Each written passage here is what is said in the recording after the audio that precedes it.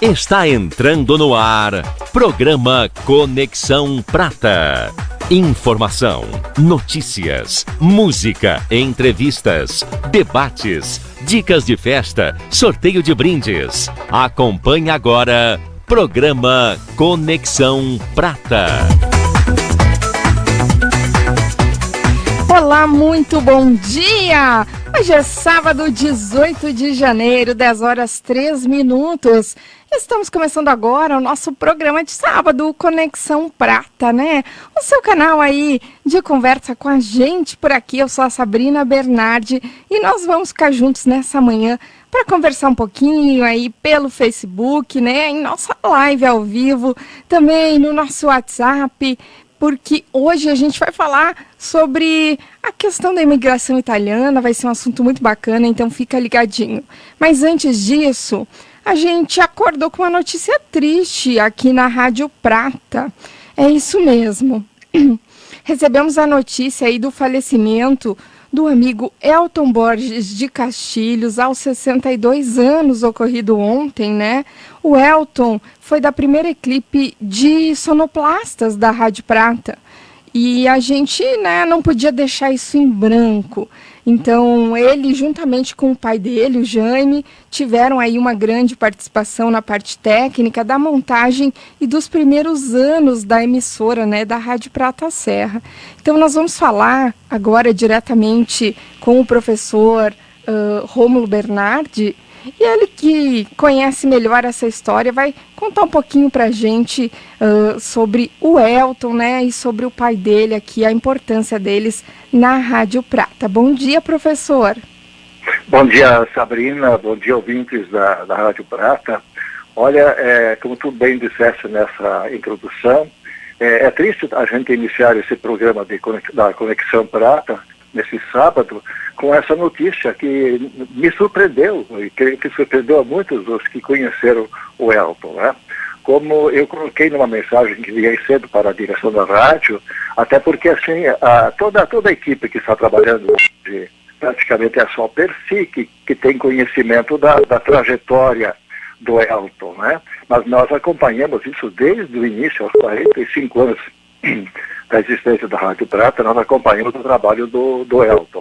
O Elton, então, como bem disseste, aí fez parte da primeira equipe de sonoplastas, a equipe que faz a técnica da emissora, lá no velho prédio, que agora foi demolido ao lado da Igreja Matriz.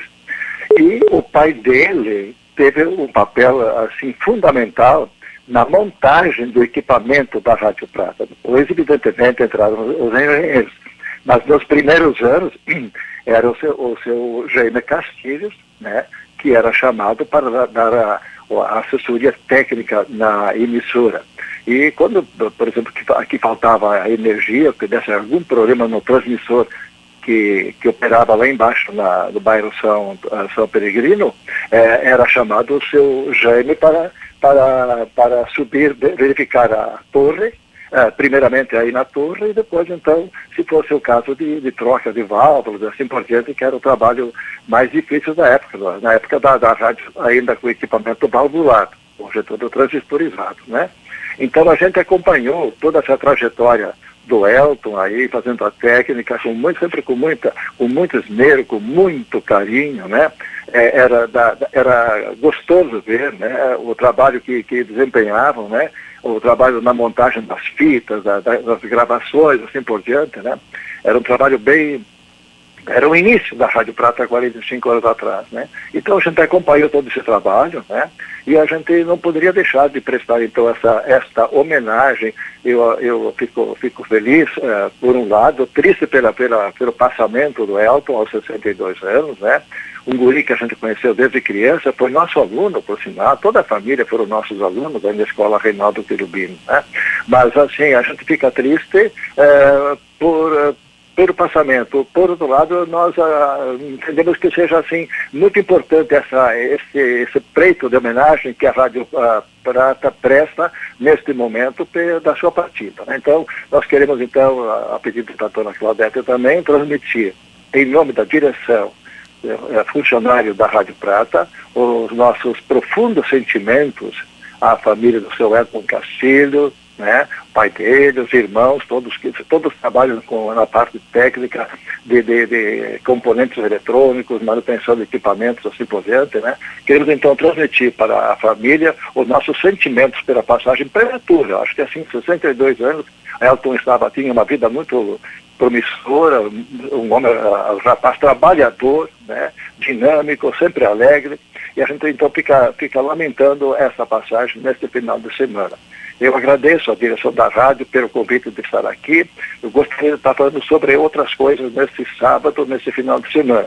Mas hoje nós temos que prestar então esta homenagem singela, mas de todo o coração, à família do Sr. Jaime Castilho, à esposa e ao filho, né, que restam lamentando a sua passagem. Muito obrigada, professora, aí pelas suas colocações, né? Importantíssimo nesse momento. É claro que a gente gostaria realmente de estar transmitindo outro tipo de notícia, né, nessa manhã. Mas, como são coisas da vida, né? A gente presta aí nossas homenagens, né, as nossas condolências a toda a família do Elton, e a gente lembra, né, gente, que está sendo velado, então, na igreja São Pedro, no Basalto, e a cerimônia de despedida aí será às 14 horas deste sábado, tá? O sepultamento posteriormente aí a cerimônia no cemitério municipal Placidina Vieira de Araújo de Nova Prata. Muito obrigado, então, professor Rômulo, pela sua colocação. Muito obrigado, Sabrina. Obrigado à Rádio Prata. Tenham todos um bom final de semana. Bom dia. Bom dia. Então, aí, ó, com pesar, nós comunicamos, então, o falecimento do Elton, filho aí do seu Jaime, né? Das primeiras equipes de sonoplastia da Rádio Prata, né? É muito importante isso, porque graças a eles lá no início estamos no ar hoje, né? Trazendo informação, comunicando, trazendo entretenimento também, né, gente? E claro, com a qualidade da Rádio Prata de sempre. Mas voltamos então para o nosso Conexão Prata com os nossos patrocinadores. A Conexão Prata tem o patrocínio de Viva Farma Farmácias, Loja Natural, Mercearia do Centro, Comércio de Sucatas Garbim, Daniel Soluções em Energia e Segurança, também Minoso Parabólicas, Imobiliária Imoprata, Restaurante Paradiso. Esses são os patrocinadores do Conexão Prata, da Rádio Prata Serra 91.5. Agora são 10 horas e 11 minutos, faz 29 graus em Nova Prata, gente, calor pra caramba. E é com muita honra que a gente está recebendo nos nossos estúdios aí, e por isso já te convido a participar com a gente pela live no Facebook, né? Estamos ao vivo aí, muito bom dia aos nossos espectadores também. Estamos recebendo aí uma presença ilustre, né? Um escritor e pesquisador da imigração italiana no Brasil inteiro, não é mesmo? É o Sidney Raimundo Cúnico. Ele que tem uma obra muito especial aqui, vai estar falando um pouquinho para a gente, mas nesse momento quero te dar as boas-vindas, né? Dizer que toda a comunidade de Nova Prata e região está esperando aí uma explanação maravilhosa e com certeza não vai ser diferente. Maravilha. Muito obrigado, Sabrina. Bom dia a todos, aos seus ouvintes também. E eu venho com o coração aberto e muito feliz para conversar sobre esse tema que me empolga, que é a imigração italiana, todos os seus contextos, a nível local, a nível nacional e também a nível de Itália. A gente pode falar sobre várias coisas relativas a isso hoje, tá bom? Aproveito para te convidar, então, para participar com a gente também, ó. Manda sua mensagem, sua dúvida pelo 99920-3154 ou então liga para a gente no 3242-1212, que dentro do possível vamos esclarecer aí as dúvidas, né? E tá fazendo um bate-papo bem legal, bem diferenciado, assim como é sempre aqui no Conexão Prata. Então, vamos aproveitar, né, que esse ano estamos comemorando, então, os 150 anos de imigração italiana no estado do Rio Grande do Sul. E, inclusive, teve aí nessa semana, né, na quinta-feira, o governo do estado, então, lançou as celebrações dos 50 anos da imigração italiana no Rio Grande do Sul, né? Durante também a abertura da Vindima em Bento Gonçalves, uma festa tradicional italiana. Ainda eles lançaram também o calendário oficial desses 150 anos no estado, aí com vários eventos que vão acontecer, então, durante esse ano, né, em todo o nosso estado, em comemoração a esse povo trabalhador e ordeiro, né, que chegou no nosso estado e se desenvolveu, né, espalhou pessoas por todos eles, inclusive eu também, você, muitos que estão nos ouvindo, né, se tiverem dúvidas e tal, vamos bater um papo bem bacana aí com o Sidney, e ele vai contar um pouquinho pra gente, assim, através da obra dele, que é Uma Família Italiana, O Povo Cimbro, a República de Veneza, a Imigração Italiana, Os Cúnico. Essa obra, gente, ela é uma obra que não fala só da família Cúnico, né? Perfeito. Na verdade, ela faz um apanhado geral aí da imigração italiana, Vêneto, em todo o Brasil, né? Dá para se dizer, sim. Sidney? Sim.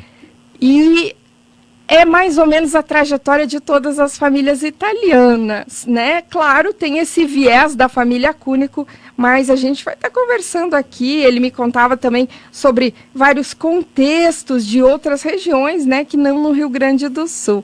Então, Sidney, tá contigo Vamos lá. o microfone aí para fazer a sua explanação inicial, e você já pode ir mandando aí suas considerações aqui pra gente, acompanhando a nossa live. Joia, vamos lá então. E o que a gente propôs com essa obra, esse livro, Uma Família Italiana, é trazer uma amostragem usando o fio histórico da família Cúnico, que na verdade se reflete como foi com praticamente todas as famílias italianas, vênetas que vieram aqui para o Brasil. A família Cúnico, ela é uma amostragem.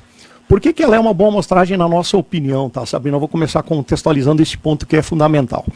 Nós tivemos 8 grupos cúnicos que entraram no Brasil separadamente, né? Todos da mesma origem na Itália, mas vieram ao Brasil em momentos diferentes, então já tem uma diferença de tempo, e também em locais diferentes, então tem uma questão geográfica bem distinta. Nós tivemos, por exemplo, 3 famílias que chegaram em São Paulo e trabalharam nas fazendas de café, que é um contexto muito, muito diferente do contexto que a gente vivenciou aqui na Serra Gaúcha. Tá? Realmente, né? Então, você pega assim, as pessoas chegaram lá, foram trabalhar de empregados, né, não eram proprietários. Alguns foram bem recebidos, outros nem tanto, porque o contexto do interior de São Paulo era o final da escravidão para começar a chegar mão de obra estrangeira para ocupar esse espaço. Então, os proprietários de fazenda, veja bem, eram gerações tratando com escravos, né? Muitos deles não tinham assim um trato para tratar com pessoas livres, digamos, né? Então teve todo um contexto de bastante sofrimento nessa questão, e também o fato de não serem proprietários, serem pessoas que trabalhavam, né? E tiveram que guardar dinheiro ao longo de tempo para depois, às vezes numa geração seguinte, conseguir comprar terra, né?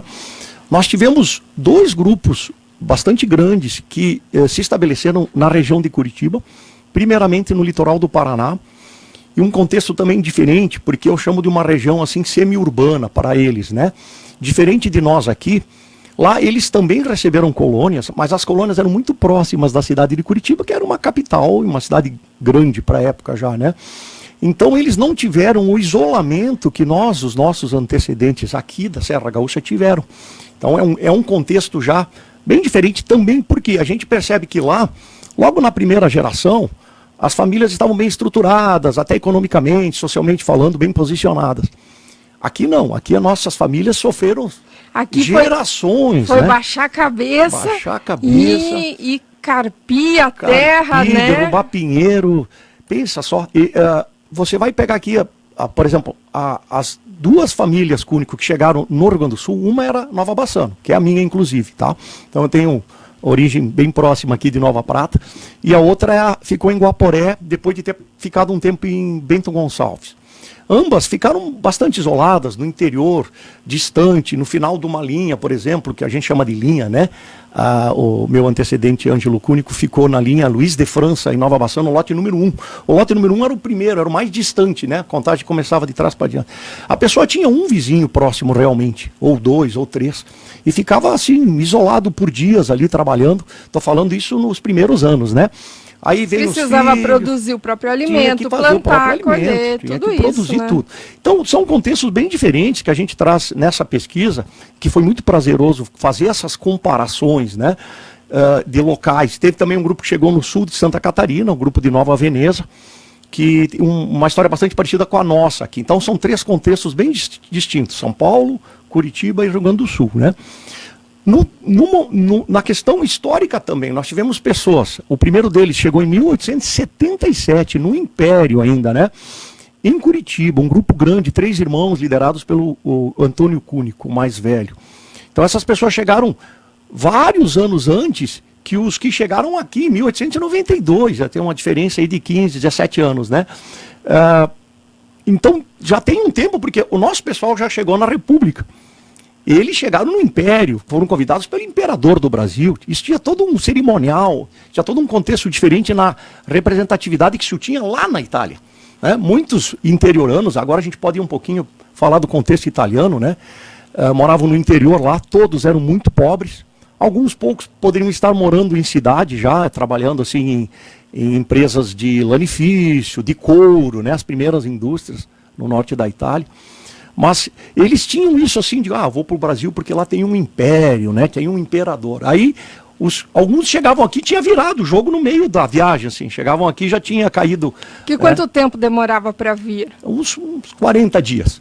É muito tempo, 40 né? dias em alto mar. Uma viagem muito difícil também, né? Imagina que as pessoas que saíram da Itália, no interior, muito provavelmente uma pessoa de idade média, aí 30, 40 anos, não tinha saído da sua cidade. Não eram pessoas que viajavam, isso não existia naquela época. A gente está falando um pouquinho da realidade que eles encontraram aqui, mas qual era a realidade que eles tinham lá? Para a gente poder... Bem interessante avaliar isso, porque era uma realidade de muita pobreza, tá? Lá também, em geral, não eram proprietários. Havia um sistema lá de arrendamentos, né? Então as terras elas eram um pouco concentradas assim na mão de menos famílias, e essas famílias arrendavam a meia que eles falavam, né? A meara, né? A meio, assim. E a família, por exemplo, lá, Cúnico tal, lá, ela trabalhava naquela terra e produzia, tinha que dividir a metade e tal. Então, e era um momento de muita crise econômica, tem todo um contexto da industrialização e da agricultura na Europa. Então, se a gente pegar de 1875 para frente, até 1900, foi muita pobreza no interior da Itália. E também tem um outro contexto bem interessante. Por que eles vieram embora, né? Claro, um deles foi o fator econômico. Aí chega um Império do Brasil convidando, a América já era tida como uma coisa nova para eles, né? Interessante e tal. E o Império Brasileiro pagava a viagem internacional, o que é bem interessante, tá? Pagava o navio. Pagavam isso para os italianos verem. Teve 2 momentos, mas iniciou pagando, tá? Que eram os por contrato, a gente falava, né?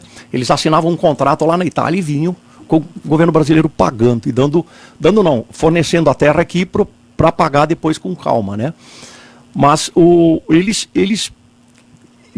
então aí, outra questão que eu queria colocar, que é bem interessante, é a unificação italiana, tá? Os nossos antecedentes, em geral, aqui da Serra Gaúcha, são vênetos, tá? Ou o entorno do Vêneto. Grande parte do público que veio aqui para o sul é dessa região.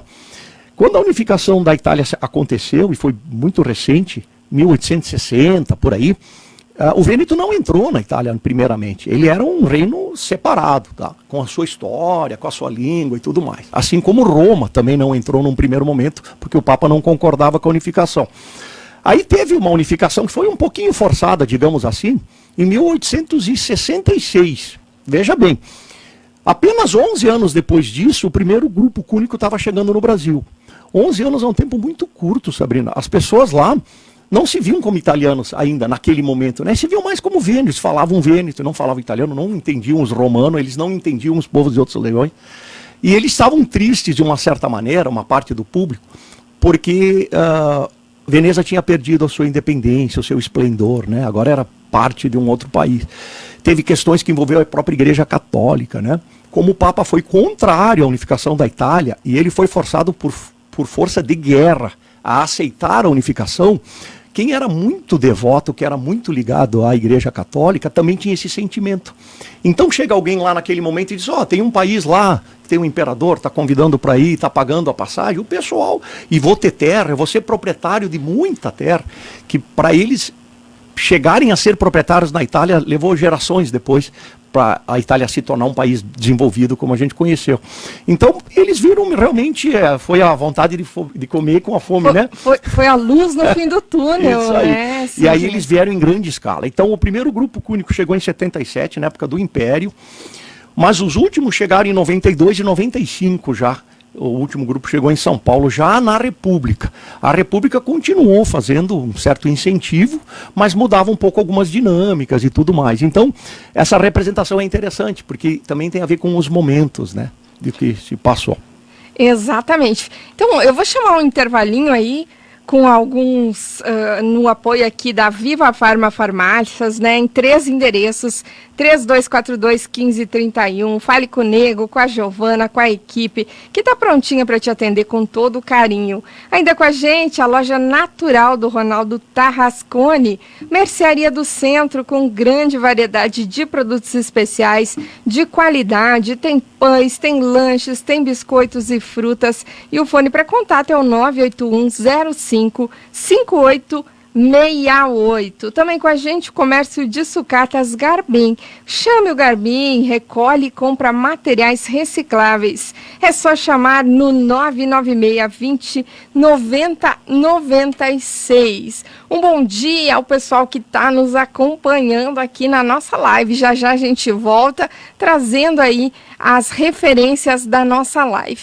Agora são 10 horas 24 minutos, faz 29 graus em Nova Prata. Já já voltamos. Rádio Prata. 10 horas e 25 minutos.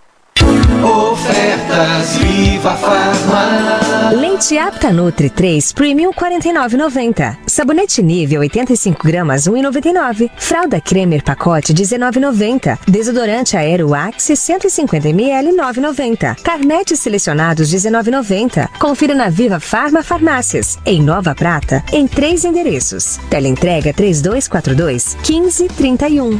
Viva Farma Farmácias.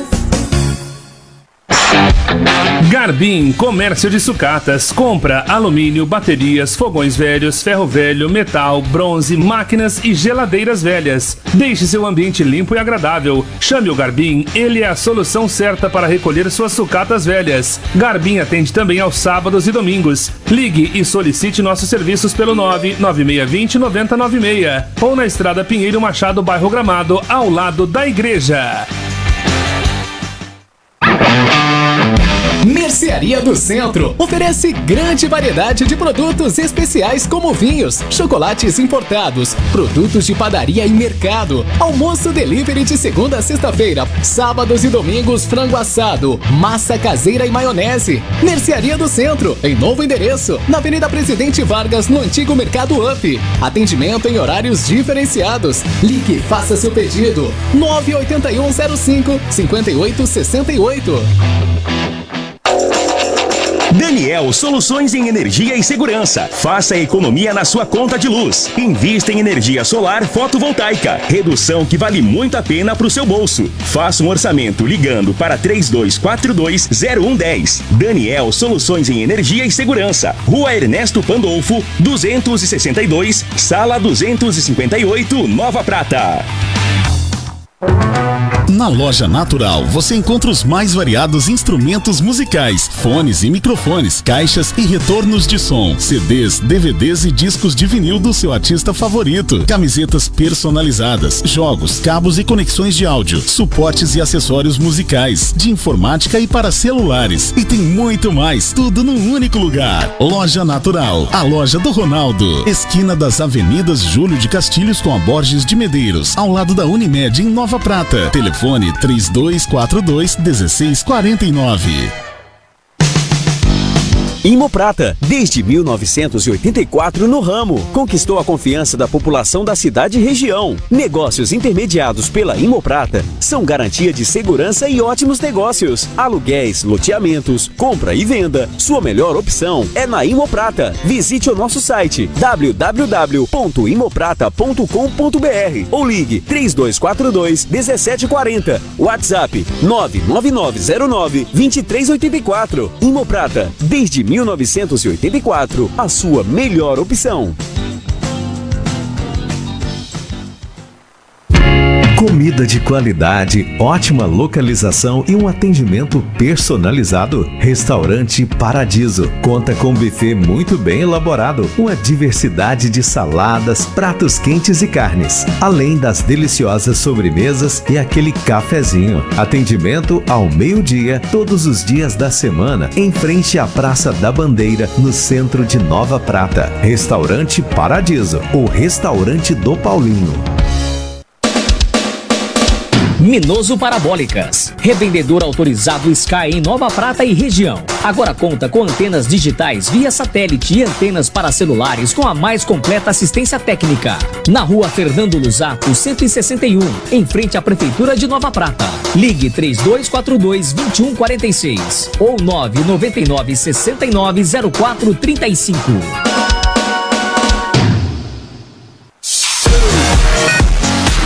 De volta com você, o Conexão Prata. Olá, muito bom dia! Estamos de volta com o nosso Conexão Prata, falando aí sobre imigração italiana no país, né? E sobre os 150 anos da imigração italiana aqui no Rio Grande do Sul, que está acontecendo, né, uma série de celebrações neste ano, então 150 anos. Agora são 10 horas 29 minutos, faz 29 graus em Nova Prata e a gente segue com o apoio de Daniel Soluções em Energia. Reduza a sua conta de luz e invista em energia solar fotovoltaica. É só falar com o Dani aí no 3242-0110. Também com a gente, Minoso Parabólicas. Atende aí serviços de assistência técnica completa. É só ligar para o 3242-2146. Ainda com a gente, Imobiliária Imoprata, garantindo segurança e ótimos negócios. É só visitar o site da Imoprata, que você encontra aí várias soluções aí. Tem aluguel, tem venda, né, para você que está procurando. Ou até nas redes sociais. Também você pode ligar para o 3242-1740. Ainda com a gente tem Restaurante Paradiso, o restaurante do Paulinho. Já sabe onde vai almoçar hoje? Comida de qualidade, atendimento personalizado, variedade de pratos quentes e saladas, sobremesa do jeitinho que você gosta. E aquele cafezinho especial, tem chazinho também, se exagerar aí na comida, porque é comida boa, hein, gente? É no restaurante do Paulinho, o Restaurante Paradiso, bem no centro de Nova Prata, né? No coração, em frente aí à Praça da Bandeira. E a gente segue por aqui, inclusive na nossa live, né? Vou estar passando aqui nesse momento para o Sidney algumas participações com a gente, ó. Bom dia do Renato, também o Júlio Rodrigues, bom dia. Ângela Toniasso, Sidney, um escritor incrível. Soleni Cúnico, valeu, Sidney, nosso sucesso sempre, nosso orgulho. Rogério Policarpo, parabéns, Cúnico. Rosimar Brandalize, um estrucom, primo, mande. Rosimar Brandalize, então. Ednilson Cúnico, bom dia, estamos acompanhando de Campo Largo, Paraná, grande primo, belíssima obra da nossa família. Gabriela Bortolini Cúnico, trabalho maravilhoso do Sidney. Bom dia, acompanhando de Antonina, Paraná, Marielle Cúnico com a gente. Rogério Policarpo, estamos acompanhando o amigo Cúnico aqui do Tocantins. Mário Duarte Canever, esses cúnicos são conquistadores, ainda vão conquistar o mundo. Abraços, meu caro Sidney, parabéns pela obra. Tem também com a gente, por aqui, vamos lá. Já me perdi aqui, ó. Tiago Bortolini Cúnico, Excelentíssimo trabalho do Sidney. Marlene Gema Cúnico, bom dia, muito sucesso, meu sobrinho. Ainda o Rogério também, Policarpo de novo, ó. O Cúnico conseguiu trazer Rádio Prata para o estado do Tocantins com uma aula ítalo-brasileira. Alá o Cúnico, muito orgulho da trajetória dos Cúnicos. Obrigada, Sidney, por resgatar nossa história de Balneário Camboriú. Jonatas Galvão, parabéns, Sidney, por todo o empenho em fazer a pesquisa histórica. Isso é fundamental para manter nossa história viva. Nair Cúnico Zanon, bom dia, primo. Olha aí, o pessoal está participando em peso, né, Sidney? Foi muito, assim, prazeroso fazer essa unificação, digamos assim, de contatos dos cúnicos de todo o Brasil, né, nessa pesquisa. Esses grupos todos que a gente falou, a gente não se conhecia entre os grupos. Eventualmente, nem imaginava que existissem outras famílias a não ser aquelas próximas, né? Exatamente. Então essa pesquisa foi maravilhosa nesse sentido, criou uma visão de amplitude, né? Perfeito, então, ó, também tá mandando aqui, ó, a Clair Cúnico, eu li o livro, excelente indicação, parabéns pelo excelente trabalho. Obrigado. Também te convido a participar da nossa live pelo Facebook, né? Mandar aqui, ó, perguntas, curiosidades que você tem, que daqui a pouco a gente possa estar esclarecendo aqui durante o nosso Conexão Prata, no 99920-3154, também é o nosso WhatsApp. Ou então liga aqui no 3242-1212. Mas participa aí com a gente pela live, tá muito bacana conversar, né, Sidney? Joia, é isso aí. E agora vamos, já que a gente estava falando de contextos aí, das regiões brasileiras, enfim, vamos falar de origens? Vamos lá. Então, sobre as origens dos nomes, a gente vê muitas pesquisas por aí e tal. Sim. O que você pode contar pra gente? É um processo bem interessante de pensar a respeito, né? Os nomes familiares, na Idade Média, eles não eram comuns. O povo, em geral, nem tinha um nome familiar registrado. As pessoas eram conhecidas assim, o Sidney, o filho do caminhoneiro, por exemplo, meu pai era caminhoneiro, né? A Sabrina, filha do fulano, que, sei lá, o comerciante. Mas lá pertinho dos anos 1500, teve um concílio da Igreja Católica, que era quem registrava as pessoas na época, lá na Itália, e eles decidiram que precisava ter um nome, para começar a diferenciar os grupos familiares que eram muito próximos, né? Então, vários os sobrenomes italianos surgiram nessa época aí, pertinho do ano 1500, que é o caso bem específico do sobrenome Cúnico, né? O Cúnico, ele é um povo que vinha anteriormente, lá pelo ano 1000, é um daqueles povos que chamavam de bárbaros, que vieram do norte da Europa para o norte da Itália. Por isso que o italiano do norte tem olho azul, pele clara, e o italiano mais do sul, de Roma, já o cabelo mais escuro, aquele estilo mais hollywoodiano do italiano, né? Os do norte, eles estão muito mais próximos, fisicamente falando, do alemão, né? Então, o Cúnico, ele veio de um subgrupo alemão chamado Timbro, né? Que a gente coloca no livro toda a história. Esse povo, no ano 1000, por volta do ano 1000, ele saiu do sul da Alemanha, da terra de Munique, lá da Oktoberfest, eu brinco que nós somos os alemães tomadores de chopp. E esse povo migrou então para o norte da Itália e se estabeleceu aí por séculos, até então em 1500, numa cidadinha chamada Asiago, que era colonizada por todo esse pessoal que veio do sul da Alemanha. Então muitas palavras alemãs ainda frequentavam esse ambiente deles, né? Então como é que surgiu o sobrenome Cúnico? Havia um tal de Gaspari Cúnico, 1480, mais ou menos, que o apelido dela era König, em alemão significa rei. Olha só que interessante, né? Aí a gente se perguntava assim, quando ficamos sabendo disso, mas será que a gente é descendente de rei?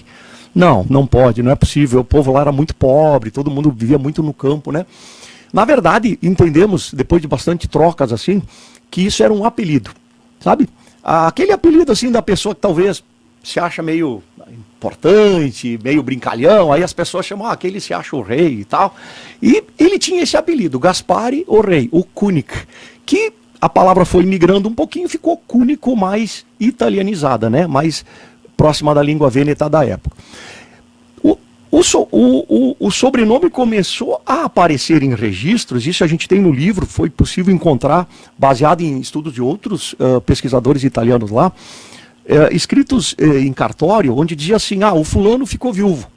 O fulano era Pietro do Cúnico. E ele vai ter que devolver o dote da esposa. Olha que interessante como a gente vai pegando contextos, né? Tinha que ter o dote na época. Como ele ficou viúvo, ele tinha que devolver. Aí foi decidido que ele devolveria a metade. Era a decisão do juiz. E aí apareceu Pietro o Cúnico, alguma coisa assim.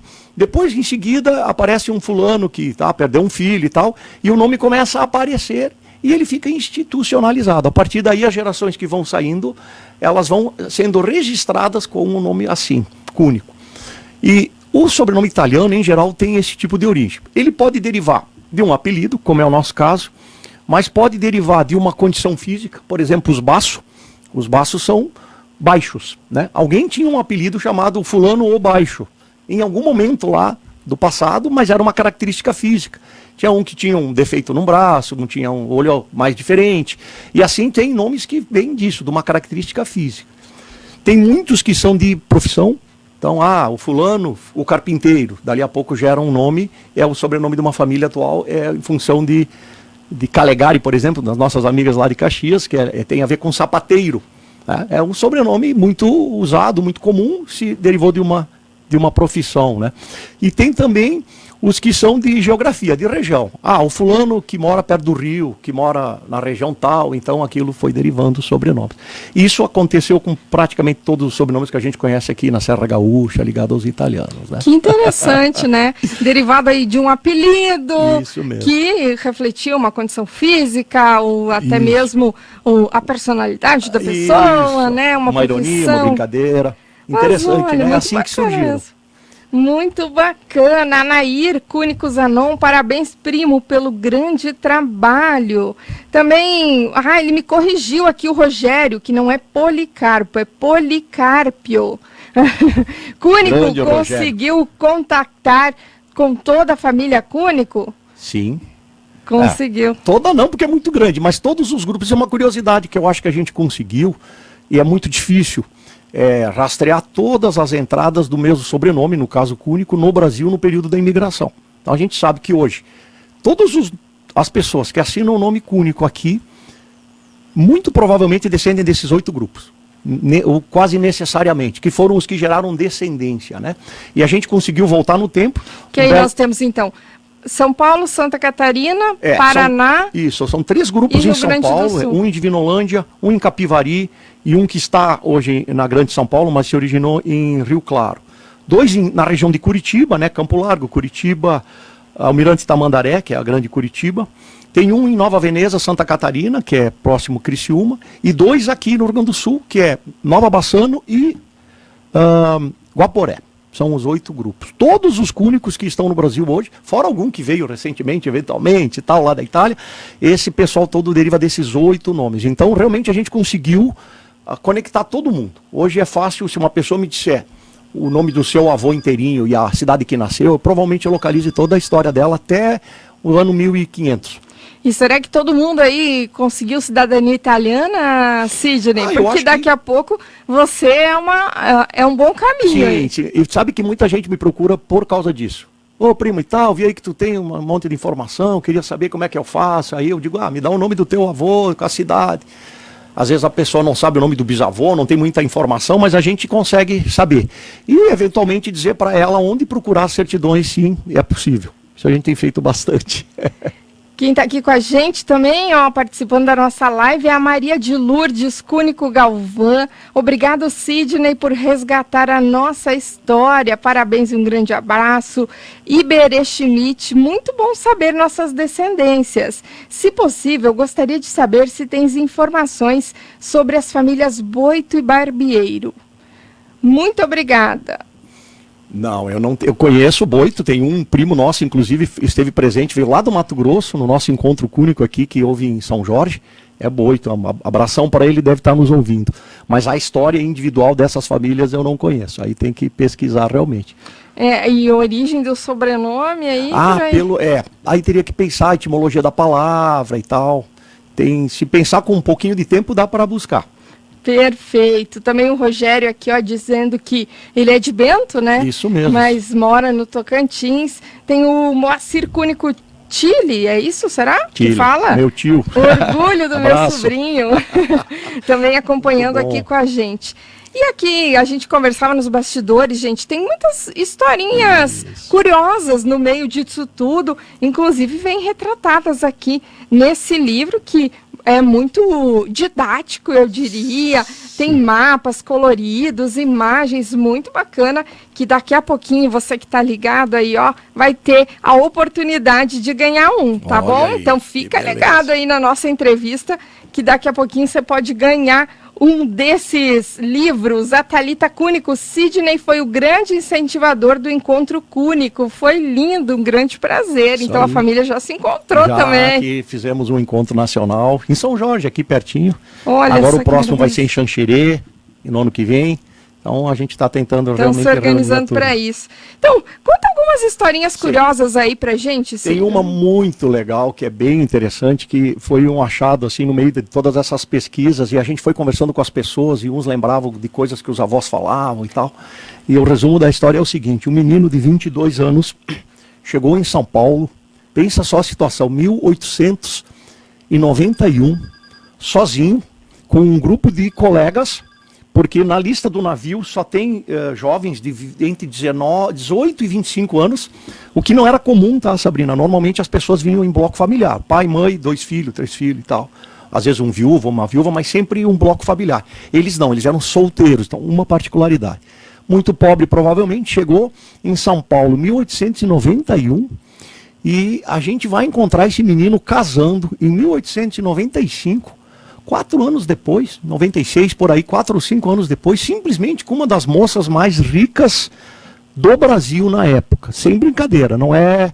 eu pesquisei isso a fundo para ter essa certeza. Essa moça, ela era sobrinha de um coronel chamado Gentil José de Castro. Riquíssimo, riquíssimo. Na época do Império, esse senhor era amigo pessoal de Dom Pedro II. Ele chegou a receber visitas do Dom Pedro II formais, que era uma coisa muito rara, assim. O sujeito tinha fazendas, tinha minas de carvão, né? E ele era muito rico. E ele era muito envolvido em política, esse cara. Eu tive que pesquisar a história da vida dele para entender por que ele era tão famoso e tão importante. Tem até livro que conta a história da morte dele, porque ele foi assassinado por um motivo político. No trem do Rio de Janeiro que ia para Petrópolis. Ele foi assassinado 1 ano depois do casamento do Giuseppe com a Clara von Zastron de Castro, que era essa moça. O sujeito foi assassinado porque ele era aliado do imperador, e a República já tinha vencido naquela época, em 1889, né? Mas ele ainda continuava defendendo, né, a ideia da monarquia e tudo mais, e ele simplesmente foi assassinado. Então, um sujeito muito rico e tal. E o que a gente fica pensando, né? Como que um menino de 22 anos, muito pobre, conseguiu chegar ao nível de casar com a filha de um sobrinho ali, de família muitíssimo ricas, né? Então a gente fica pensando várias situações. Provavelmente, é o que eu considero, ele foi para São Carlos e foi trabalhar numa fazenda de café como um empregado qualquer. Ali a moça viu aquele rapazinho de olho azul, provavelmente, e tal, mais alto, né? Quem sabe muito bonito e tal. Italiano sempre mais bonito, né, gente? Lindos, né? Pensa bem, eles é uma história assim de novela, né? Porque eles acabam, né, namorando, enfim, e vão e casando. Eu até fui pesquisar a data de nascimento do primeiro filho, porque sabe, a gente fica pensando besteira, né? Digo, será que ele não tiver que casar meio rápido e tal? Não, o filho nasceu tipo 10, 11 meses depois do casamento, tudo certinho para a época e tal. Enfim, eles tiveram lá o seu romance, né, se apaixonaram e ele conseguiu casar. O próprio coronel José Gentil de Castro, ele assina como padrinho no casamento. Ela era órfã de mãe, então provavelmente ele acolhia essa menina como sobrinha. Ele também era órfão de mãe na Itália, então talvez por isso que veio para cá. Então, pensa, os dois órfãos se encontram, né, jovens e tal. E essa é a parte bonita da história, né? O Giuseppe, ele vem eu consegui pesquisar ele depois em jornais, em outras situações, onde ele assina como José Cúnico já, né? O nome brasileiro. E ele aparece, está no livro, inclusive, em uma reportagem de jornal, como várias pessoas que estão fazendo tipo um abaixo-assinado, um protesto, que são produtores de café. Ele está no outro quadro social agora, ele é um produtor de café, provavelmente empregando muitos italianos ainda, né? Só que a Maria, a Clara, ela veio a falecer em 1911, E a partir daí a história deles muda totalmente. Continua sendo um tema de novela, porque a notícia que a gente tem dos descendentes, que ouviram dos avós, etc, é que ele morreu muito, muito pobre, sozinho, quase indigente. Eu nunca consegui localizar o óbito dele em cartório nenhum. Toda a família dele, depois que ele que perdeu a esposa, né, os jovens filhos, se mudaram para São Paulo. Por isso que a gente chama aí de grupo da Grande São Paulo, porque é ali que se estabeleceu todo mundo.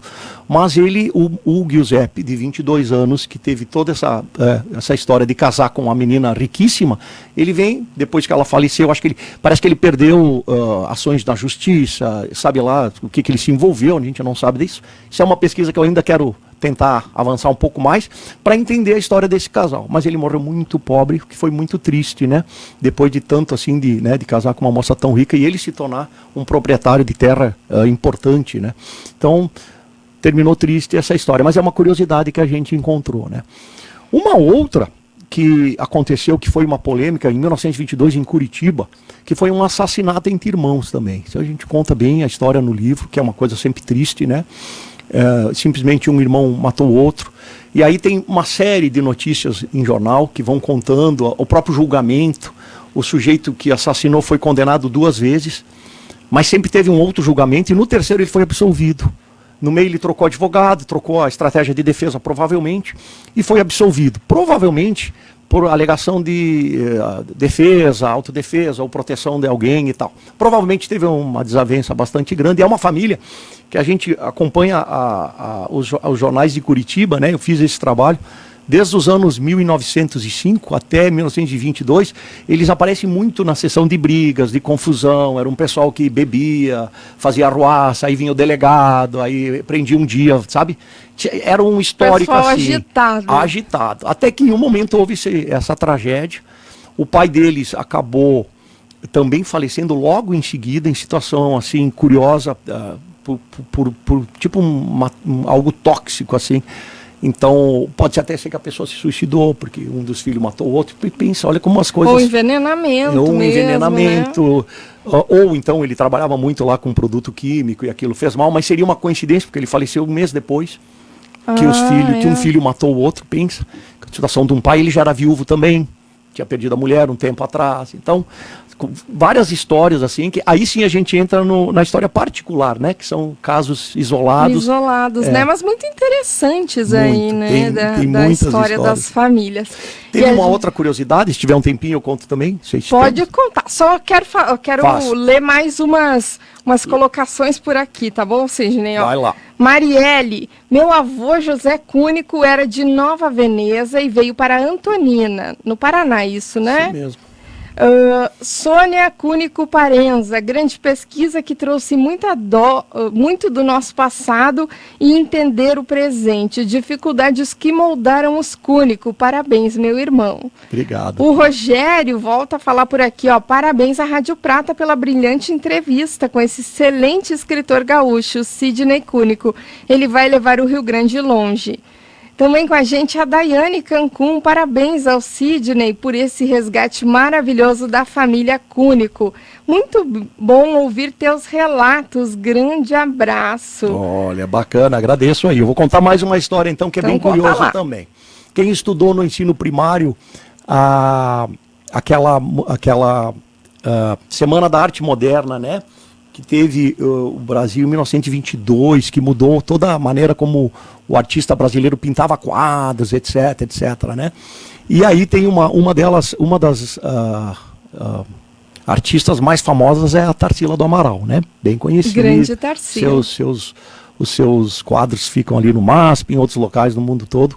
É uma mulher bastante conhecida. Pois bem, sabia que teve Cúnico que trabalhou na fazenda dela? Olha só. Ficamos sabendo disso também através de relatos e a gente pesquisou em Capivari, Raffard, é uma cidadezinha grudada, né? Raffard tem uma fazenda chamada São Bernardo. Até hoje está lá, ela é histórica, ela é preservada para visitação. E essa fazenda, uma das mais bonitas da época, ela pertencia à família da Tarsila do Amaral. Em 1897, 98, 1900, por aí, haviam Cúnicos trabalhando para a família dela. E ela era uma jovenzinha, porque ela foi ser famosa lá em 1922, ela era uma criança até, e provavelmente nem visitou muito ali, porque eles tinham casa, também era uma família muito rica, né? Eles tinham casas em São Paulo e viviam ali e tal, né? E, provavelmente visitava, mas muito provavelmente, eu fico perguntando assim, quando as pessoas ali do interior trabalhavam na plantação, viam aquela menina, talvez esquisita, né? Pensavam, pô, que maluca, fica pintando umas coisas estranhas, né? Porque aquilo mudou realmente o conceito de tratar a arte, né? Até então, algum tipo de arte era tratado assim como, isso é muito estranho, etc e tal. E aí, dali um tempo, ela fica famosíssima, essa moça aí, e lá teve únicos que trabalharam. Olha que interessante, muito bacana também aí. Trabalharam para Tarsila do Amaral, para a família. Mesmo, bacana demais, Sidney. E não para de chegar aqui, ó. Aqui, Ter Empréstimos, um ótimo programa. Um abração, Ter, para você, curtindo aqui com a gente também. Tem o Ednilson Cúnico, que bacana. Todo esse estudo é um verdadeiro tesouro. Essas curiosidades nos deixam ainda mais curiosos. Rádio Prata, parabéns pela iniciativa do programa. Um abraço aí para todos vocês. A gente agradece demais, né? A companhia, é muito bom ter você aqui, né? Principalmente na nossa live. Quem não está assistindo, corre para o Facebook e liga na nossa live aqui na Rádio Prata Serra, no nosso Conexão Prata desse sábado. Quer mandar sua pergunta? Quer saber alguma curiosidade aí sobre a imigração italiana? 99920-3154. Ou então 3242-1212. Ou manda aí direto na nossa live. Joia. O que mais você gostaria de colocar aqui? Eu acho que vale a pena contextualizar uma outra coisa bastante importante que aconteceu com os grupos aqui do Rio Grande do Sul, né? Que foi aquele povoamento em grande escala que nós, entre aspas, aqui da Serra, fizemos do oeste de Santa Catarina e também, de uma certa maneira, lá do oeste e sudoeste do Paraná. Veja bem, as famílias chegavam aqui e iam pegando os lotes, que eram grandes, 30 hectares, por exemplo, para padrão que eles tinham na Itália, eram gigantescos, né? Porém, eles tinham muitos filhos, né? 8 filhos, 9 filhos, 10, 14, 15. E chegava a segunda geração, tinha que dividir a terra, era pouco. Então, na terceira, então, nem se fala, né? Tiveram que sair. Por isso que muitos foram aqui para São Jorge, que é a origem do meu avô, por exemplo. Muitas pessoas aqui são dali, porque saíram de Nova Bassano e foram para lá as gerações seguintes. Mas a terra foi sendo ocupada e o pessoal começou a migrar cada vez mais longe. E aí o oeste de Santa Catarina era uma região que estava meio... vamos dizer abandonada, mas ela era assim, pouco povoada. Teve lá uma revolução do contestado, tem toda uma história bonita que aconteceu ali, violentíssima inclusive. Curiosamente foi a primeira vez que foi usado avião para fins de guerra no Brasil, foi nesse momento, 1910 por aí. E aí depois dessa revolução, enfim, que teve, a terra ficou meio disponível, né? E aí apareceu várias pessoas que começaram a fazer novas áreas de imigração, digamos, né, particulares. E o povo daqui começou a migrar. Então todo mundo daqui deve ter algum parente bem distante que mora lá no oeste de Santa Catarina, Xanxerê, Concórdia, aquela região. E eu mesma tenho. Isso mesmo. No nosso encontro cúnico, muitos vieram de lá, vinham de ônibus, vinham de carro, tal. Porque eram pessoas que têm lá o avô em comum ou o bisavô em comum e foram morar lá e uns perderam contato. Muitos com serrarias, essas coisas, né? Isso, tinha muito isso na época de abrir serraria. Os filhos deles acabaram migrando lá para o Paraná e tem alguns no Mato Grosso. Por exemplo, Luiz Carlos Boito, nosso primo querido aí, ele veio de lá para o nosso encontro, tem fazendas lá, ele é a pessoa típica do agronegócio brasileiro hoje.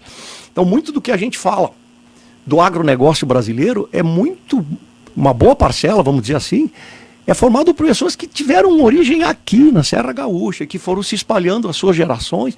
O Maggi, por exemplo, que foi governador do Mato Grosso, era considerado o maior plantador de soja do mundo. A origem dele é daqui do sul também, da família dele, etc. Então é só um contexto interessante da gente perceber como... de mais terras, né? Foi de áreas e o pessoal maiores. foi avançando, né? Então, por exemplo, a última linha, é uma curiosidade do nosso grupo aqui de Nova Bassano, do Ângelo Cúnico e da Rosa Caldana, que eles ficaram exatamente na última linha feita pela imigração italiana no contexto total. Eles começaram ali em Garibaldi e Bento Gonçalves, das duas colônias. Aí, depois de um tempo, eles começaram a abrir a Alfredo Chaves, que é Veranópolis, né? E de Alfredo Chaves, eles iam subindo aqui em direção ao norte, passaram aqui por essa região de Nova Prata, e cada vez que vinha chegando imigrante, eles iam estabelecendo novas áreas da imigração. A última delas, porque eu entendo que é a última, porque ela é a mais ao norte, é justamente a linha Luiz de França. Eu acho que é a linha 11 ali em Nova Bassano, que foi a nossa família que chegou. Então, eles chegaram bem no finalzinho já, assim, essa época das colônias oficiais, né? Teve também um avanço para Guaporé, mas para norte parou aí. Mas os filhos e os netos foram comprando terras, por isso que foram surgindo esses municípios, São Jorge, Guabiju, que são mais adiante, que foram os filhos e netos desse pessoal original, né, que foi para lá.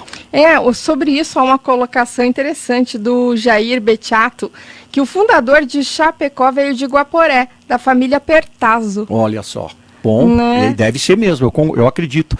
Por exemplo, Concórdia foi fundada por uma como é que a gente chama? Uma agência de colonização, que o dono era o Eberle Caxiense. O Eberle Caxiense, que já tinha indústria, ele juntou com um amigo chamado Mossi, e eles fizeram lá uma grande área, que eles lotearam e vendiam os lotes aqui na região. Aliás, uma curiosidade também, a gente falou do povo timbro lá no início, né? Que foi alguns povos que vieram do norte e chegaram na Itália. Vou te dar alguns sobrenomes que são timbro. Eberle, os Stedley em Caxias. Que o timbro, no caso, é aquela fusão dos alemães, é isso? Isso, que chegaram no norte da Itália lá no ano 1000 e depois se tornaram vênetos e depois se tornaram italianos, né? Perfeito. Então, ó, os Eberle, os Stedley, que tem a Frasle em Caxias, a Agrale, Randon também, são timbros, assim como nós os cúnicos somos. Então, isso mostra que também na Itália teve uma junção de uma fusão, povos, de culturas também, isso né? Mesmo. A gente é reflexo de todo um histórico de longa data, né? E para quem não pesquisou ainda sobre a sua família, vale a pena, né, vale. Sidney? Eu recomendo, porque é um retorno histórico muito interessante. É prazeroso a gente ter onde se referenciar no passado, quando a gente pensa, né? Ó, lá no ano 1000, onde é que estavam os meus antecedentes? Estavam em tal região, estavam fazendo tal coisa, né? Por o que passaram, né? Tudo que passaram. O que faziam, tudo isso, né? Porque daqui a pouco a gente descobre curiosidades sobre a gente que a gente nem imagina, né? Sabe que fazendo assim, sempre soube, mas eu descobri que a minha família é muito da comunicação. O meu bisavô, Lucchesi, foi ele que levou. Eles vieram direto da Itália também, né? Se instalaram na região de Ibiraiaras. Isso. Ele era uma pessoa muito conhecida e ele que ia à Lagoa Vermelha na época buscar as correspondências para as pessoas de Ibiraiaras, né? Então ele ia a cavalo, buscava as correspondências, trazia depois o jornal para as pessoas. Daí mais tarde aí ele colocou lá a minha avó daí, né, que era a sua filha, acabou cuidando ele colocou uma salinha lá com o primeiro telefone de Ibiraiaras. Então, toda a relação com a comunicação. E aí tá você olha continuando. aí. Então, o jornal, o telefone, as cartas, Sim. tudo isso. E aí Sim. a gente vai buscando de onde vem esses gostos, né? O porquê que a gente se identifica com determinadas coisas. Sim, tem muito a ver, sim, com nossos antecedentes, né? Perfeito. E muitas pessoas, né, se identificam com isso. Mas você trabalha com comércio exterior, é isso? Sim. Isso, perfeito, né? Mas quem diz que não tem a ver, né? Tem tudo a ver, né, gente? É verdade.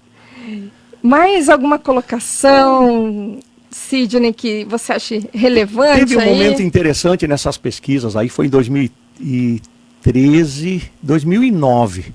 2009 a gente foi no encontro mundial cúnico, em Asiago. Eu, minha esposa e meus pais. Asiago. Que é uma terra dos timbros e tal.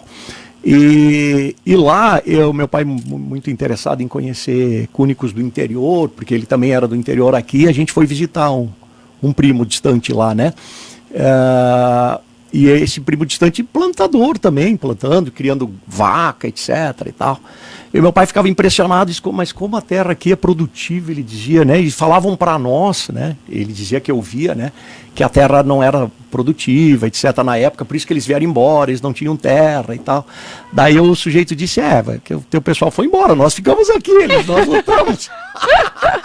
Lutaram assim, para tornar a terra produtiva. Isso, lutaram muito, a Itália cresceu décadas depois daquele fato, né? Daquela época. Mas interessante que eles falavam a mesma língua e se entendiam perfeitamente. Isso é uma coisa curiosa, mais de 100 anos depois, né? Então, lá eles continuam falando o vêneto original no interior. Claro que ele fala o italiano, que a gente conhece também, mas no interior, na sua família, ele falava o vêneto, o mesmo vêneto que meu pai aprendeu na casa dele, sabe? E é muito diferente? É, muito. Em Roma, meu pai não conseguia se comunicar. Sério? E eu estudei italiano um tempo, então eu usava algumas palavras de italiano. O cara dizia, eu entendo melhor teu filho. Tu não fala italiano, ele dizia pro meu pai. Meu pai ficava chateado, porque sempre a gente vinha com essa, eu falo italiano. Não, a gente fala vêneto, o que não tem demérito nenhum, porque a República de Veneza foi uma república riquíssima, tem uma história maravilhosa, a gente conta no livro também, e era uma língua à parte, né? Que aqui depois teve toda uma mistura também, né, de influências, e a gente fala do italiano hoje, né, com tanto orgulho, que é o resultado disso tudo. Nós temos isso culturalmente falando, uma língua registrada. Dizem alguns que é a segunda língua mais falada do Brasil, porque são muitos ainda milhares que falam. E agora vamos desmistificar uma coisa aqui, Sidney. O que tem? Quem fala italiano, se vira ou não se vira na Itália? Se vira porque é como a gente falar espanhol aqui. Exatamente, ou gente. Quem já foi, né? Essa história, falar o italiano, não vai se virar lá na Itália? A gente se vira, gente, né? Para quem já... Eu tive a oportunidade de ir na metade do ano que passou e a gente se vira super bem com o italiano, né? Ainda mais no norte, que já é uma língua bem perceptível. Mas mesmo mais em Roma, as pessoas compreendem. Claro que eles vão dizer, não é bem o que eu falo, mas eu consigo entender o que você quer. Mas a gente se faz entender, ninguém passa fome, né? Sem dúvida. Não necessidade, não né? Fome, então, se você tem italiano, pode ir para Roma, que não tem problema, né? A Sheila Cúnico Wes, meu querido irmão, que orgulho para nossa família esse resgate. É isso aí, um abração querida. aí também. Então, a gente falava sobre essa história do italiano essa semana aqui na rádio, né? Com o Fabiano, a dona Claudete. Né? As pessoas, não vai. Não, se vira. Até porque o italiano fala muito com as mãos, né? Sim, então, verdade.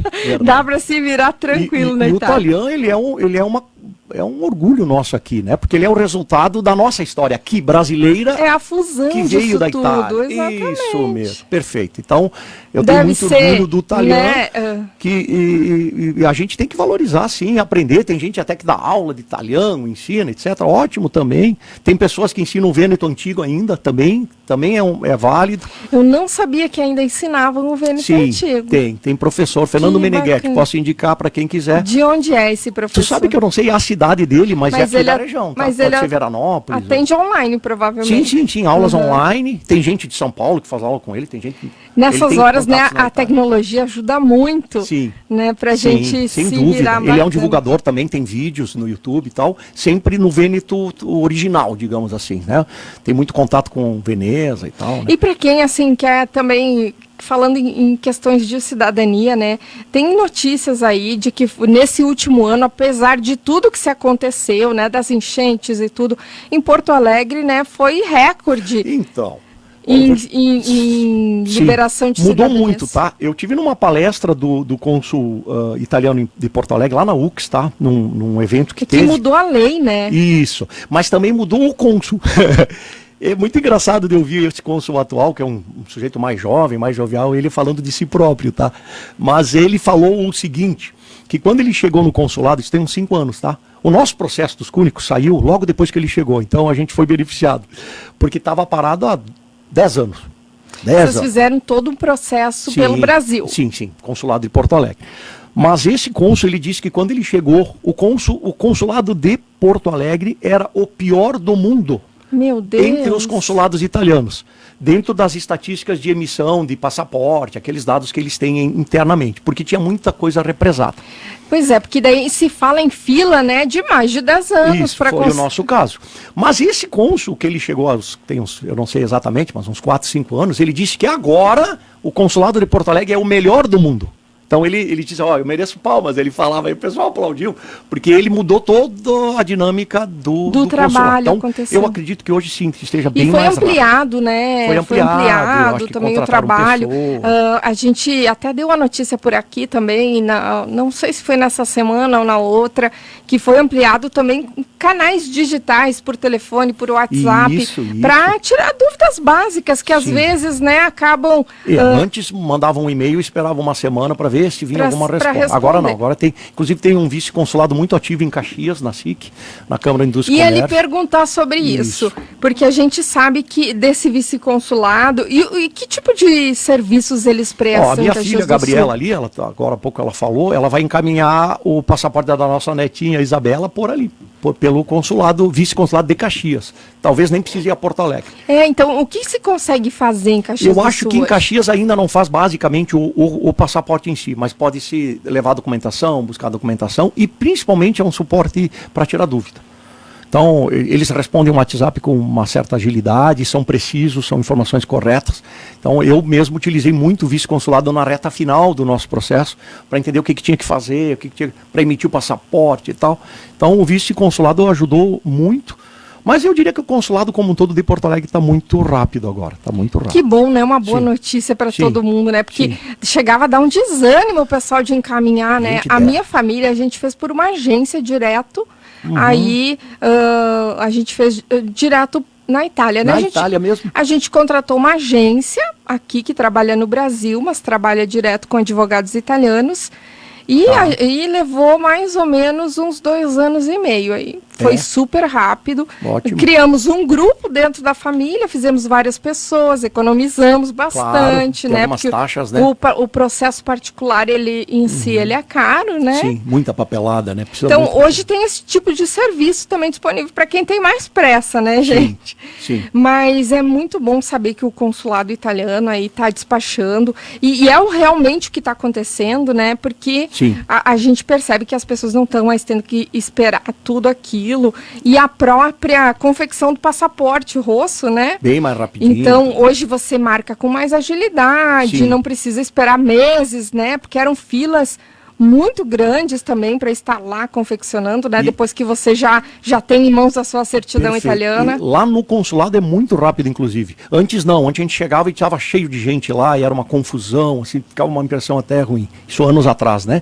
Mas agora não, a gente fez o passaporte tem uns 2, 3 anos, foi agendado, levamos 15 minutos. Ali cada um fez o procedimento, a fotografia e tal, já foi embora. Até porque agora tá tudo mais digital, né? Então isso aí facilita. E já sai com ele na mão, sai com o passaporte na mão. Realmente melhorou muito. Realmente, ó. Quem mandou mensagem aqui foi o Sidney Menin. Parabéns, Sidney, pelo belo trabalho. Nossas famílias aqui de Nova Prata, Menin e Farina, têm orgulho do teu trabalho. Tenho parentes. Parentes Farina, isso aí. E todos têm uma história parecida, sem dúvida. Se for pesquisar lá atrás, vieram do Vêneto, vieram de navio na mesma condição, tiveram as mesmas dificuldades aqui, né? Exatamente, olha que legal, né? E tem você visitou a cidadezinha mesmo das suas origens? Sim, Asiago é uma lindeza. A gente tem no livro também fotos, eles chamam de altopiano, né? O planalto, porque é um planalto no meio de montanhas, então tem neve ao redor e o planalto é umas campinas, assim. Cidade pequena, 6 mil habitantes. Todas aquelas casinhas bonitinhas, tipo Alemanha, assim, chalé e tal. Nossa, é uma lindeza. A gente teve 2 encontros mundiais lá, que foram liderados por um norte-americano, vê como o mundo é curioso, né? O Bart Cúnico, que fez todo um trabalho de genealogia. Esse pessoal começou a trabalhar ainda no século passado. Lá em 1990, eles já faziam encontros, se reuniam nos Estados Unidos para fazer a genealogia da família. Gente, não tinha Facebook, não tinha nada, tinha que ir no documento mesmo, né? Para ir montando a árvore genealógica. E esse Bart Cúnico aí, lá em 2006, a gente tinha o Orkut ainda, lembra? Novinha, Orkut, né? Não teve Orkut, eu acho. Tive Orkut. Não parece. Eu só sou boa de aparência. O tempo foi bom comigo. Eu cheguei a ter Orkut lá e uma vez ele me procurou pelo Orkut. E eu digo, nossa, que estranho, Bart Cúnico, a gente fica, né? Não, nós somos primos, falava inglês e tal. E aí eu respondi, e aí ele pediu ajuda, porque ele queria falar com outras pessoas do Brasil. Então, depois ele foi para o Facebook, se tornou mais popular, mais dinâmico, e ele ficou procurando o Cúnico no Brasil inteiro para jogar para a árvore. E essa foi a parte que eu ajudei ele, porque tinha muitos grupos que ele não conseguia conectar. E aí, com bastante pesquisa de cartório, a gente conseguiu aos poucos ir juntando, e eu dizia para ele, ó, esse fulano é parente daquele e tal, então é o mesmo grupo, pode conectar. E a gente ficou com 8 grupos, todos na mesma árvore genealógica. A árvore genealógica dos Cúnicos que esse cara liderou tem 22 mil nomes. Ia perguntar o número. 22 mil nomes. É muita coisa, né? Muitos americanos, muitos brasileiros, obviamente a maioria italianos, mas gente de vários países. Venezuela, Colômbia, França, Hong Kong, Singapura tem. Moderníssimos era curioso também, porque né? a gente foi pro encontro mundial e tinha gente com o olhinho puxado, e eu pensei, nossa, mas esse pessoal é parente. Não pode Fui ser. lá conversar. Singapura, rapaz, aí lá em 1900 e alguma coisa, algum italiano foi para lá e dali gerou descendência e tal, e eles estavam no encontro. É um mundo globalizado mesmo, né? Perfeito. E quanto tempo de Roma, essa cidade? Ali o ideal seria até pegar trem, provavelmente. De Roma, pega um trem, vai até Verona. Verona, né? Que é a cidade do casalzinho, aquele, o Romeu e Julieta, né? Romeu e Julieta. Isso aí, vai para Verona. Que, na verdade, a história de Romeu e Julieta é uma história fictícia, né, gente? Isso. Até a casa a gente foi ver, mas os próprios italianos disseram, não, essa casa botaram aqui para as pessoas virem olhar. Exatamente, né? Muitas pessoas não sabem, inclusive, né, que Romeu e Julieta... É uma história contada por alguém, né? Até não tem um fato. Minha irmã relatava que uma amiga disse, bah, eu fui no túmulo da Julieta. Mas como assim você foi no túmulo da Julieta? Lugar muito triste. Eu e a Claíra, minha esposa, a gente foi na casa também, foi olhar e tal, mas realmente já sabendo que não era historicamente e tal, é mais porque virou um atrativo turístico. Aí, né, é uma informação também para a população, Romeu e Julieta. Na verdade, foi um conto, né? Sim. Não é uma história real, mas é uma história de amor aí que foi da época. Isso aí, ele originou de algum livro, alguma coisa que alguém contou e foi ficando bastante popular, né? Muito bacana, né? Mas assim como, por exemplo, a curiosidade de Roma, né? A gente fala muito da Fontana de Trevi, né? É lindíssima, claro, mas ela não é antiga. Ela ficou famosa por causa de um filme que fizeram ali, em 1950, alguma coisa assim. Ficou muito famosa porque o sujeito ia lá e jogava moedinha. Aquilo tornou a Fontana famosa, mas ela não é milenar, assim, sabe como... É exuberante, mas não, né? Não tem aquela história de séculos e tal. Inclusive, a Fontana de Trevi vem passando aí por uma reformulação, né, nesse momento. Sim, então, assim, quem foi para a Itália e pôde chegar pertinho lá da Fontana, das águas mesmo, não vai mais conseguir fazer isso. Porque agora tem toda uma passarela para evitar todo aquele tumulto de gente. Era sempre tinha cheio, né? pessoas que se banhavam nas águas, que não podia e tudo aquilo. E para que as pessoas possam também chegar pertinho, fazer uma foto, mas nunca mais vai ser da forma como era, né? Então, está acontecendo uma grande reforma lá na Fontana de Trevi e é uma passarela agora que vai, tipo, filhinha indiana aí, e a pessoa só passa por ela, na verdade. Olha só, não sabia. Não vai, mas... Na nossa época, ela realmente era um tumulto mesmo. Cheio de gente. O ano passado eu fui também, tudo isso. Mas logo em seguida, ela já foi fechada para essa reforma aí. E recolheram agora, as moedinhas, né? Parece que isso juntou uma grana boa lá em euros. Também, ó, outra curiosidade da Fontana de Trevi também. Genésio Cúnico, muito bom poder ter lido o seu livro. Adorei. Valeu, Genésio. Então, mais alguma consideração aí sobre tudo isso? Eu sei que tem muitas histórias, a gente podia ficar aqui o dia inteiro falando sobre isso, né, gente? Mas é bom para dar um pontapé inicial, né? Para fazer as pessoas ficarem com aquela curiosidade, não é mesmo, Sidney? E buscar suas origens, olha que bacana, né? Sim. Eu recomendo porque foi muito prazeroso. Tem sido... assim, algo motivador mesmo para fazer, sempre descobrir algo a mais.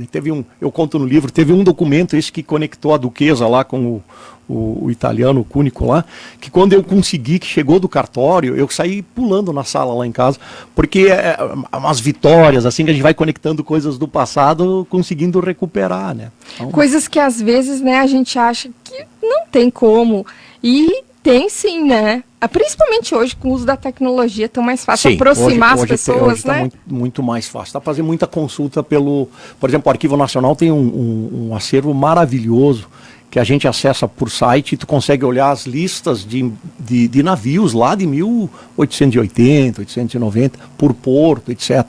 Então, desde que tenha, né, vontade e tal. Paciência, vontade, e goste muito de história, né? Porque a gente vai vendo outras coisas também. Aí você vai tendo uma curiosidadezinha aqui, daí dá aquela olhada, né? Olha que fato interessante lá, uma pessoa... Por exemplo, a gente olha lá, um detalhe que me ocorreu agora, olhando o registro no barraco de imigração de Paranaguá, tá? No Paraná. O grupo único que chegou lá, todo mundo era registrado acho um barracão, né? Assim, que chegava depois que passava pelo porto, né? Aí tinha lá o nome das pessoas e do lado sempre algumas observações. Essas observações que a gente às vezes nem, né, imagina, tem coisas bastante interessantes. Tinha uma pessoa lá, por exemplo, que estava escrito assim, fugiu. Fugiu, né? Como assim fugiu? Aí tu olha num casal com uma criança. E o fugiu estava só no nome do marido. Digo, meu Deus, será que o cara abandonou a mulher na hospedaria de imigrantes, assim, e sumiu? Então a gente vai encontrando outras curiosidades. E vai ficando na mente tudo aquilo, algumas né? ficam em dúvida, mas outras dá para pesquisar e tudo mais. Então, e vai entendendo como as coisas aconteceram, Sabrina. Eu acho que é muito bom, eu recomendo muito para as pessoas que leiam história, né? Estudem e leiam, porque a gente vendo o que aconteceu no passado, a gente entende um pouquinho melhor o mundo que a gente está hoje, né? Porque tudo é reflexo do que aconteceu lá atrás em algum momento. Todas as coisas. Isso vale em várias áreas, né, da nossa vida. E se a gente não entender o que aconteceu, a gente fica só correndo a onda levando, né, digamos assim. Mas se a gente sabe como se deram as coisas, como aconteceu no passado, a gente também se prepara para o futuro, né? E até uma motivação, né? É uma motivação. Uma motivação. O que hoje está acontecendo que vai afetar a nossa vida daqui 30 anos, né? Exatamente. Então a gente fica mais alerta com tudo isso. O Rogério mandou aqui também, como tu falou que o italiano se comunica muito com as mãos, tá aí o Cúnico que não para de gesticular. Valeu, Rogério, Parabéns, Rádio Prata. E agora a gente tem um presente, né? Para os nossos ouvintes, para o pessoal que está aqui. Vamos ser democráticos, Sidney. Tá bom. Para ficar bom para todo mundo, né? Todo mundo poder ter acesso a esse presente, que é o livro do Sidney Cúnico, Uma Família Italiana, né? Que fala aí de tudo isso que a gente combinou agora, que a gente explanou, né? Tem muitas curiosidades, é muito bonito, gente, ilustrado, assim, ó, um livro de fácil absorção, com certeza, aqui, muito curioso, tem fotos, tem mapas, tem tudo. E então vamos combinar que a primeira pessoa que ligar aqui e falar o nome da família que a gente está referindo aqui, que você refere no seu livro, tá bom, vai estar levando essa edição. E é bem Pode fácil, ser? Né? Bem fácil. Então vamos ver quem é que está ligadinho. Ó, já tocou o telefone, 3242-1212. Vamos ver aí se a Monique já passa pra gente. Quem será? Se errar a pergunta, perde o livro. Perde o livro, perde a chance. Então fica ligado, que se não acertar, a gente já vai passar para o próximo, gente. Muito Sidney, bom. vamos nos encaminhando então para o finalzinho aí do nosso programa Conexão Prata desse sábado. Foi um prazer tê-lo aqui com a gente nos estúdios da Rádio Prata. A gente segue de portas abertas, muito microfones abertos, né? Seja presencialmente, seja aí por ligação, pelas redes. A gente segue conversando, né? Para tá enriquecendo aí com essas informações importantes. Perfeito. Sempre disponível, Sabrina. Falar de história, para mim, é uma alegria. E eu agradeço também. E aí, Monique, já temos ganhador do livro? Vamos lá. Vamos ver se ela vai nos... Mari Farina. É a ganhadora aí da edição do livro. Mari, então, parabéns. Mari, depois a gente combina direitinho como é que você faz para retirar aqui, porque quem leu tá muito feliz e eu confesso que fiquei curiosa demais, porque tá maravilhoso. Além de tudo, ele é lindo, ó, tem documentos estampando. de muita qualidade, um livro maravilhoso, gente. Então, mais uma vez, muito obrigado, Sidney, por estar aqui com a gente, ter se deslocado aí de Caxias do Sul, para a gente estar conversando um pouquinho sobre esse tema tão importante aí para tantos, né, gaúchos e brasileiros aí, que é a origem das nossas famílias. Esse ano vamos falar muito, gente, sobre os 150 anos da imigração italiana aqui no Rio Grande do Sul, porque afinal de contas nós somos muitos, né? Somos muitos, é isso Somos muitos. Obrigado para você que ficou com a gente até agora. E, claro, eu não posso esquecer das promoções do Casarão Colonial.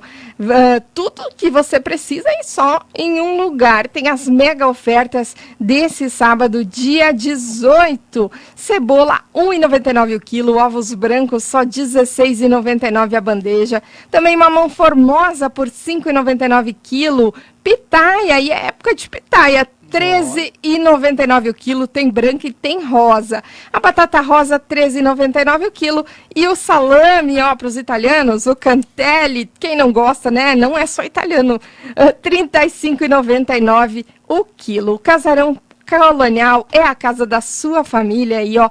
Vai lá, da família deles para nossa, né, gente? Maravilha. Porque tem aí o Dino, o Darley, tem a Vanessa, a Daiane, as meninas, a Sol, a Mari, todo mundo aí disponível para te atender com todo o carinho de sempre. Um abração para todos vocês também. Estiveram com a gente ainda no nosso Conexão Prata, Viva Farma Farmácias, Loja Natural, Mercearia Centro, Comércio de Sucatas Garbim, Daniel Soluções em Energia e Segurança, Minuso Parabólicas, Imobiliária Imoprata e, claro, o Restaurante Paradiso, o restaurante do Paulinho. A gente volta juntinho na segunda-feira com o Jornal da Manhã na Rádio Prata. Eu espero vocês. E você segue o final de semana inteiro aqui, ó, nessa companhia da Rádio Prata. E eu esqueci de falar de uma pessoa que mandou mensagem aqui, ó, e ele vai me puxar a orelha. O nosso colega, o Renato Rodrigues, e a esposa, que estavam ouvindo aí o nosso programa, acompanhando de Capão Bonito do Sul. Um abração aí, Renato,